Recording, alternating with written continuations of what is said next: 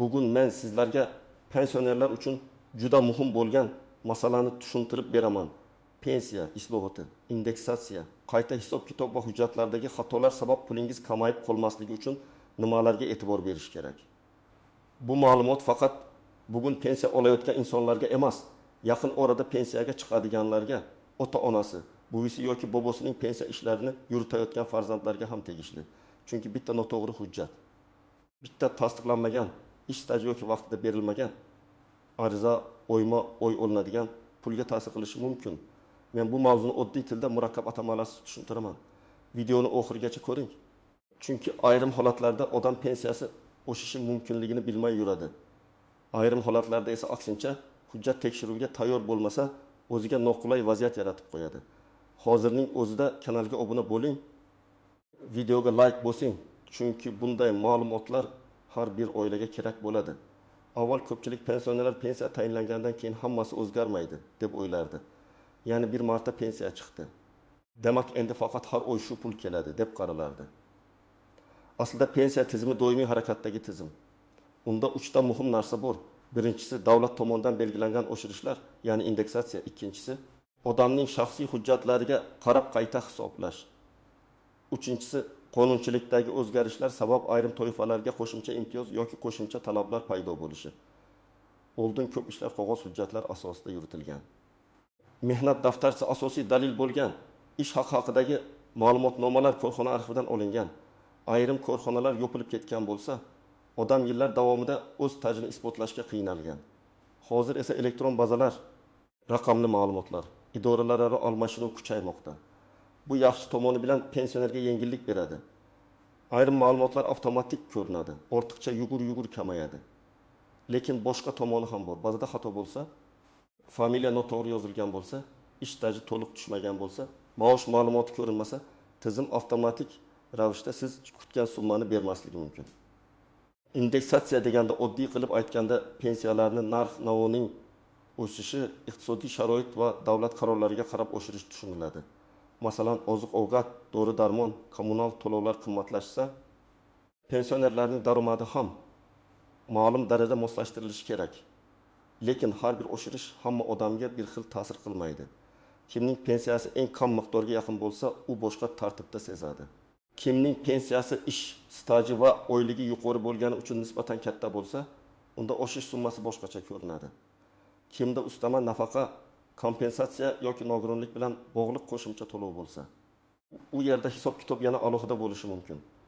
Eng katta xato shuki, odamlar hammaniki falon so'mga oshibdi, meniki ham shuncha bo'lishi kerak deb o'ylaydi. Yo'q, pensiya masalasida bitta umumiy gap hamma holatga to'g'ri kelavermaydi. Men ekspert sifatida doim bir narsani aytaman. Pensiya miqdorini tushunish uchun 3 ta savolga javob kerak. Sizning ish stajingiz qancha? Pensiya tayinlashda qaysi davrdagi ish haqi hisobga olingan?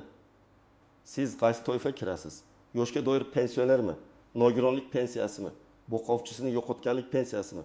Yoki imtiyozli shartlarda pensiyaga chiqqanmisiz?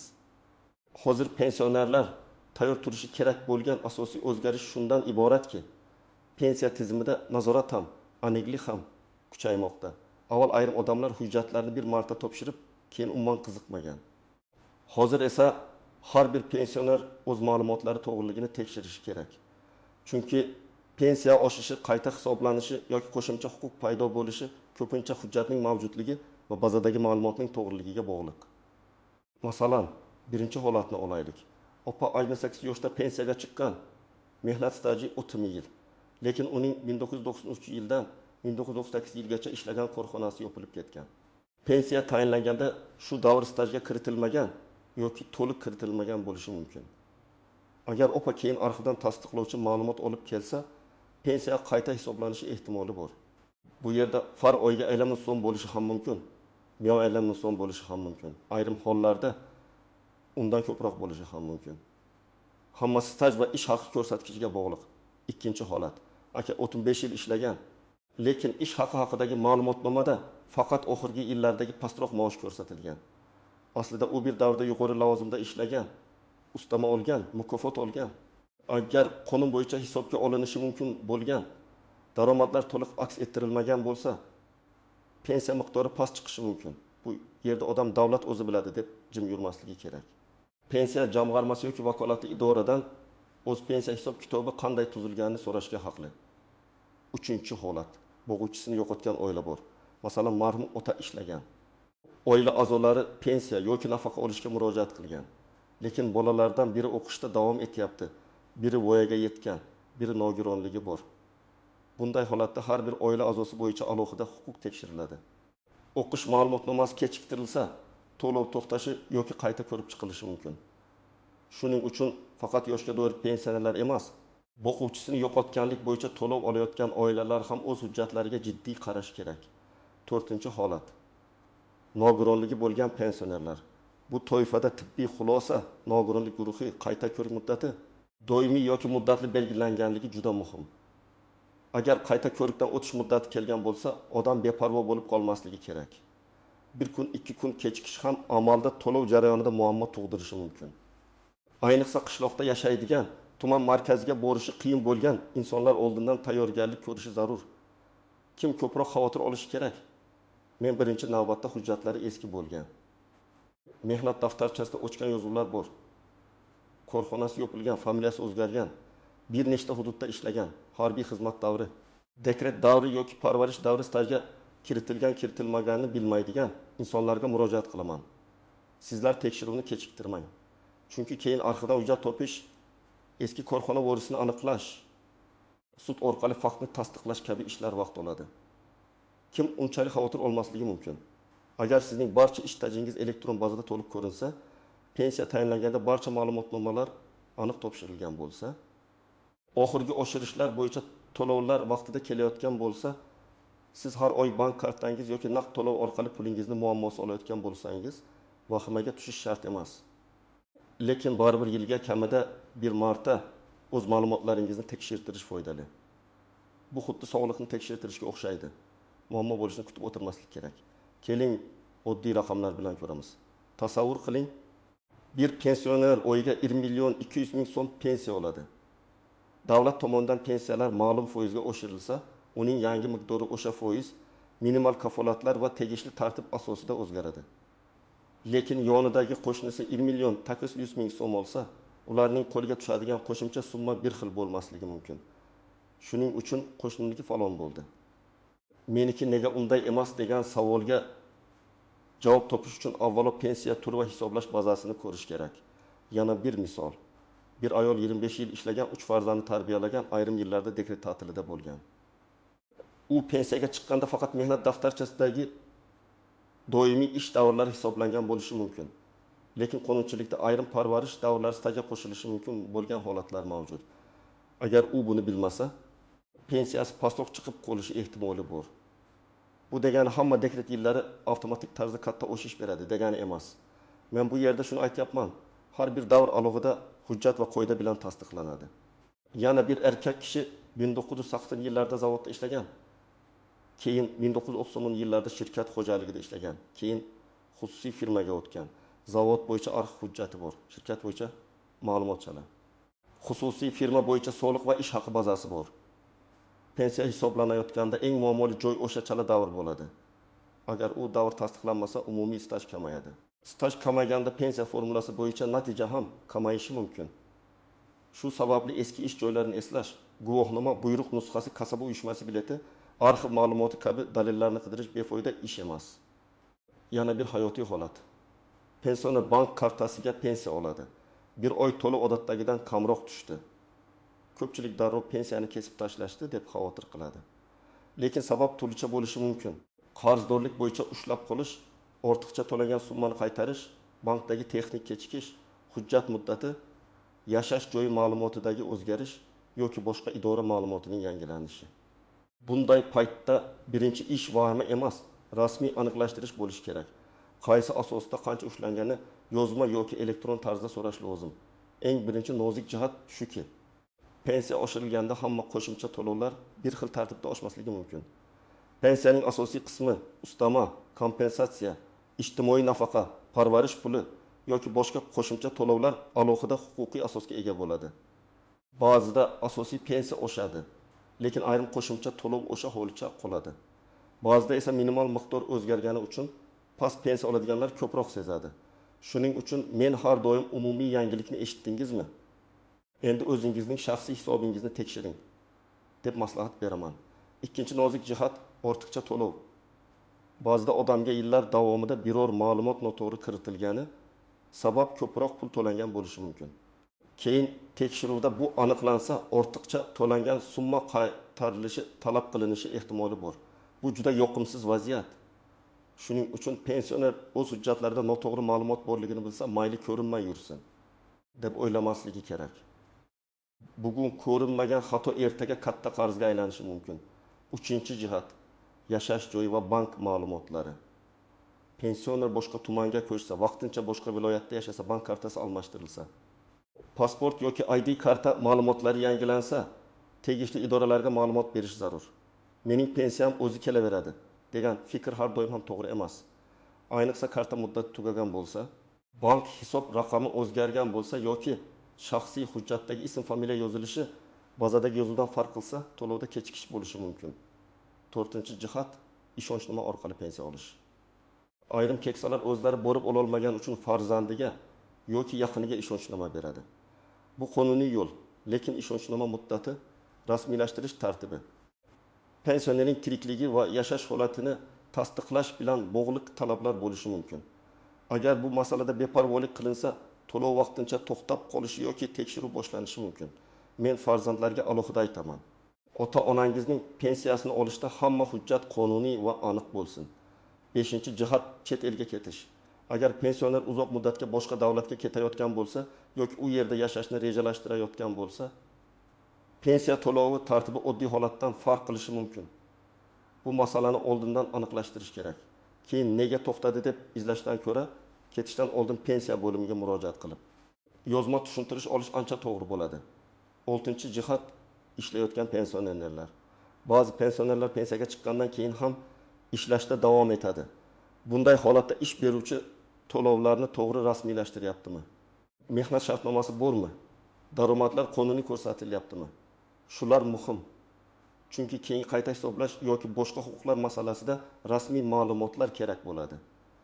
Norasmiy ishlash bu qo'lga pul berishi mumkin, lekin ertaga ijtimoiy kafolatlarda muammo tug'diradi.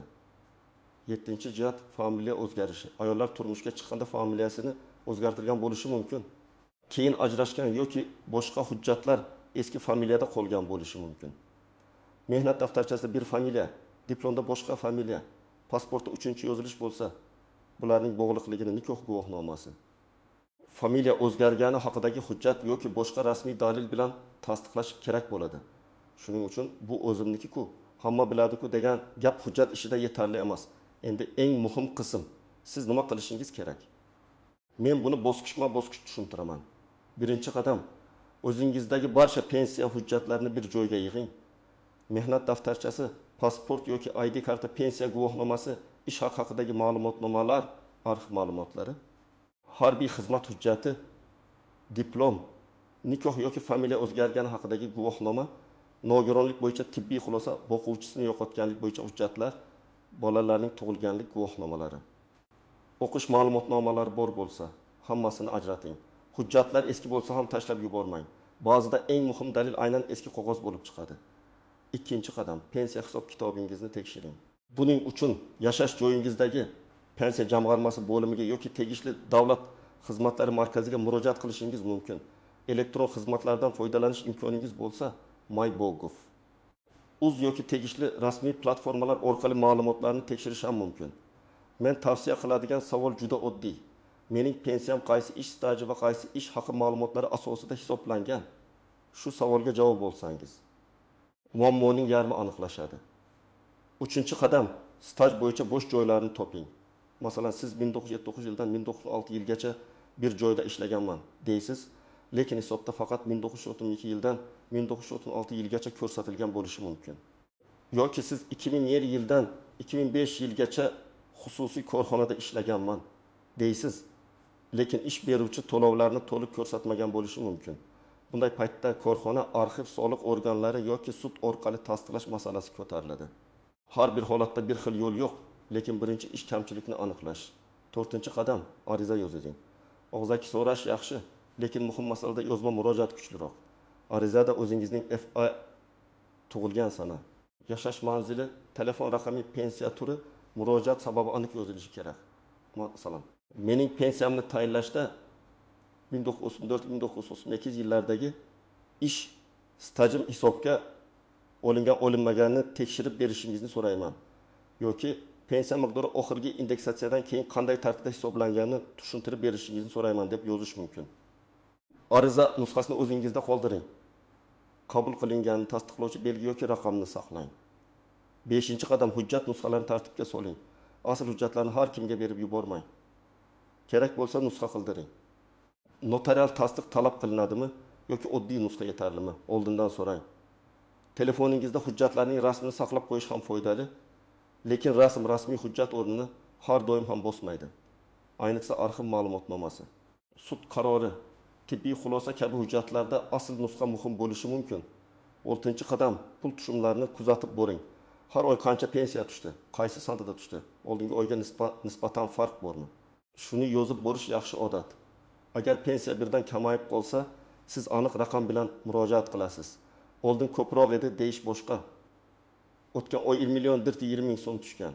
Bu oy 20 million 220 ming so'm tushgan. 10 ming so'm farq sababini tushuntirib bering deyish boshqa. Ikkinchi holatda javob olish osonroq bo'ladi. 7-qadam rasmiy manbalarga tayaning. Internetda, ijtimoiy tarmoqlarda qo'shnilar orasida har xil gaplar yuradi. Hammaga falon pul berilar ekan, hammaning pensiyasi 2 barobar oshar ekan. Hujjat topshirmaganlarning pensiyasi to'xtar ekan degan gaplar ko'pincha vahima uyg'otadi. Men har doim rasmiy qaror, rasmiy e'lon, vakolatli idora tushuntirishi va shaxsiy hisob-kitobga qarashni maslahat beraman. Chunki pensiya masalasida mish odamni noto'g'ri harakatga olib kelishi mumkin. 8-qadam qarindoshlar yordamini to'g'ri tashkil qiling.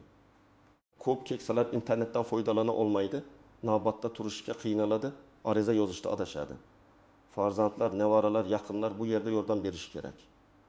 Lekin yordam degani pensionerning o'rniga hamma narsani yashirin qilish emas. Pensioner nima bo'layotganini bilsin, qaysi hujjat qayerga topshirilganini tushunsin, telefon raqami va murojaat raqamini o'zida saqlasin. Bu keyingi muammolarning oldini oladi. 9-qadam, agar javobdan norozi bo'lsangiz, yuqori turuvchi idoraga murojaat qiling. Birinchi javob har doim ham yakuniy haqiqat degani emas. Agar sizda hujjat bor, lekin u hisobga olinmagan deb o'ylasangiz, yozma ravishda qayta ko'rib chiqishni so'rashingiz mumkin. Zarur bo'lsa huquqshunosdan maslahat olish, davlat xizmatlari orqali murojaat qilish yoki sud tartibida faktni tasdiqlash masalasi ko'rib chiqiladi. Lekin bu bosqichga hissiyot bilan emas, hujjat va dalil bilan borish kerak. 10-qadam, indeksatsiyadan keyingi summani tekshiring. Har bir oshirishdan so'ng yangi pensiya miqdori qanday bo'lganini aniqlang. Agar siz kutgan summa bilan tushgan summa farq qilsa, darrov xulosa chiqarmang. Avval asosiy pensiya, ustama, kompensatsiya ushlab qolishlar va bankdagi holatni ajrating.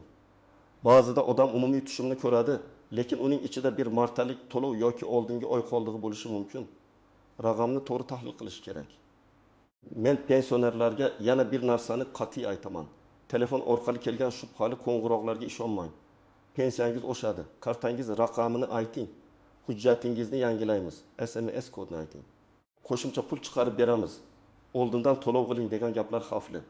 Hech qachon bank kartangizning maxfiy ma'lumotlarini, SMS kodini, PIN kodini begona odamga aytmang. Pensiya oshirish yoki qayta hisoblash uchun hech kim sizdan telefon orqali karta parolini so'ramaydi. Rasmiy ish faqat rasmiy idora, rasmiy ariza va rasmiy hujjat orqali bo'ladi. Agar sizning nomingizdan kimdir pensiya olib yurgan bo'lsa, ishonchnoma muddati, pulning sizga yetib kelishi, hujjatlarning qonuniyligini tekshiring. Keksalar ko'pincha yaqinlariga ishonadi. Bu tabiiy. Lekin moliyaviy masalada aniqlik bo'lishi kerak. Har oy qancha tushganini va qancha olinganini bilish pensionerning huquqi. Yana bir muhim narsa, pensiya bo'yicha har qanday o'zgarish sizga tushunarli bo'lishi kerak. Agar tushunmasangiz, uyalmang, so'rang. Men oddiy odamman, buni bilmayman deb jim turmang. Siz umr bo'yi ishlagansiz, badal to'lagansiz, oilangizni boqqansiz, endi o'z huquqingizni bilishga to'liq haqlisiz. Mutaxassisdan oddiy tilda tushuntirishni talab qilish normal holat. Bugungi mavzuda men sizlarga pensiya islohoti, indeksatsiya va qayta hisob-kitob masalasida eng muhim jihatlarini tushuntirdim. Asosiy fikr shuki, pensiya faqat avtomatik tushadigan pul emas. U hujjat, staj, ish haqi, qonuniy toifa va rasmiy ma'lumotlarga bog'liq tizim. Kimning hujjati to'g'ri bo'lsa, kim o'z hisob kitobini tekshirsa, kim o'z vaqtida ariza bersa, o'sha odam o'z huquqini yaxshiroq himoya qiladi. Bugun hujjatlaringizni ko'rib chiqing, pensiya hisob kitobingizni aniqlashtiring, stajda bo'sh joy bor yo'qligini tekshiring. Bank va shaxsiy ma'lumotlaringiz to'g'riligiga e'tibor bering. Agar ota-onangiz yoki yaqinlaringiz pensioner bo'lsa, ularga ham yordam bering. Bir qarashda mayda ko'ringan hujjat ertaga oyma-oy olinadigan pulga ta'sir qilishi mumkin. Sizningcha, pensiya tizimidagi o'zgarishlar pensionerlar hayotini yengillashtiryaptimi yoki hali muammolar ko'pmi? Fikringizni izohlarda yozing. Videoga like bosing, kanalga obuna bo'ling va yaqinlaringizga ham yuboring. Chunki bu ma'lumot har bir xonadonga kerak.